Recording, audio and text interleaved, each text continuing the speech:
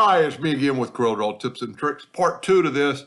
If you don't have 2020 or you're not comfortable with this, there's actually just as easy a way. I said in that first video there actually is. So we're going to draw 5 lines 1/4 inch apart, hit apply. And it drew 5 lines 1/4 inch apart. They were actually dotted lines, so we're going to make them dotted lines. We're going to make them black so you can see them. We're going to make them thicker so you can see them. And instead of using this, which is only available in 2020, and see how it's grayed out until you have a line that comes up?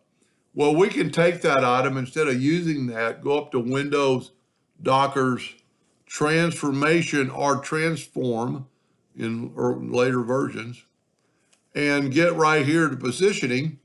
And if you want it to go down, this is your X, this is your Y. We want 10 lines 1/4 inch apart. And it did the exact same thing as the other one would do. Pretty handy. Everybody's got this in Transform, or if you got earlier versions, it's Transformation. You can do a lot with this. Anyway, I hope that helped a little bit. Thank you for watching.